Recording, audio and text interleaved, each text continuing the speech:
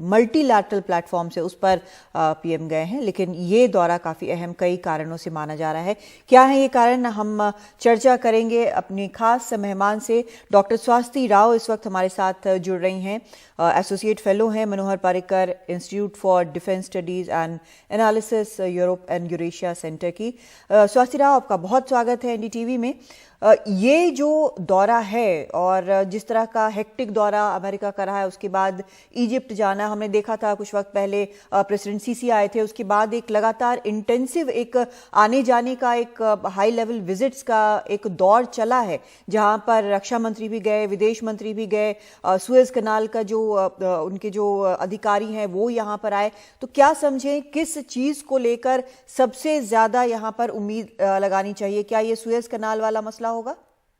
जी नमस्कार कादम्बिनी। और बिल्कुल आपने बहुत अच्छा इसका, मैं देख रही थी आपने इसका जो एक ओवरव्यू दिया था। देखिए, एट द हार्ट ऑफ ये जहाँ पे समय हो रहा है, इसके बिल्कुल सेंटर में जो अप्रोच है इंडिया का मल्टी अलाइनमेंट का, वो साफ दिख रहा है।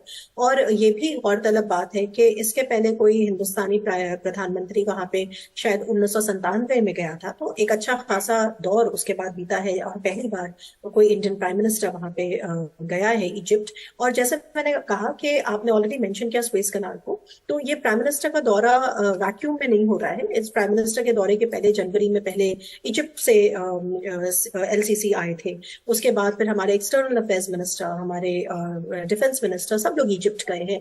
तो जाहिर है कि बहुत सारी चीजें पाइपलाइन में है। और इन चीजों में स्वेज कनाल के ऊपर जो कुछ बातें हैं वो आई एम श्योर पाइपलाइन में है, क्योंकि देखिए स्वेज कनाल इज डेफिनेटली एक काफी इंपॉर्टेंट ट्रेड रूट है। और वहां से हिंदुस्तान वैसे भी, जो मैंने कहा कि मल्टी अलाइनमेंट फॉरेन पॉलिसी के तहत हिंदुस्तान की कोशिश यही रही है कि जो डिफरेंट पावर सेंटर्स हैं, डिफरेंट एरियाज हैं, डिफरेंट जो ऑर्डर्स के पावर्स हैं, चाहे वो बड़े पावर्स हों जैसे कि यूनाइटेड स्टेट्स, अभी जहां से गए थे हमारे प्राइम मिनिस्टर और वहां से अभी इजिप्ट जा रहे हैं, तो चाहे वो अमेरिका जैसे जो प्री एमिनेंट पावर्स हों, चाहे वो मिडिल ऑर्डर पावर्स हों वहां पे। और हाल के दिनों में हमने जो प्राइम मिनिस्टर की फॉरेन पॉलिसी में एक ये टिल्ट भी देखा है कि हम जो मुस्लिम कंट्रीज हैं उनसे भी अपने रिलेशंस को काफी हम गहराई देने की कोशिश कर रहे हैं। We are trying to deepen. तो हमने इसमें देखा कि ऑब्वियसली यूएई से हमारे इतने अच्छे संबंध हैं, I2U2 में हम वहां पर हैं।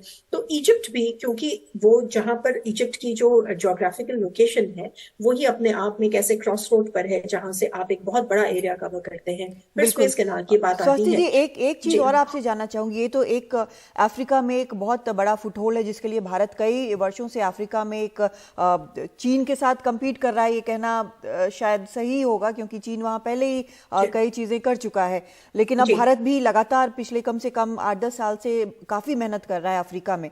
एक चीज जो इंटरेस्टिंग हुई है वो है इंडिया यूनिट, जिससे पीएम भी मुलाकात करेंगे, और इसका फॉर्मेशन यहां से जब राष्ट्रपति सीसी गए उसके बाद हुआ। तो क्या खासियत है इस इंडिया यूनिट की जिससे पीएम भी मुलाकात करेंगे?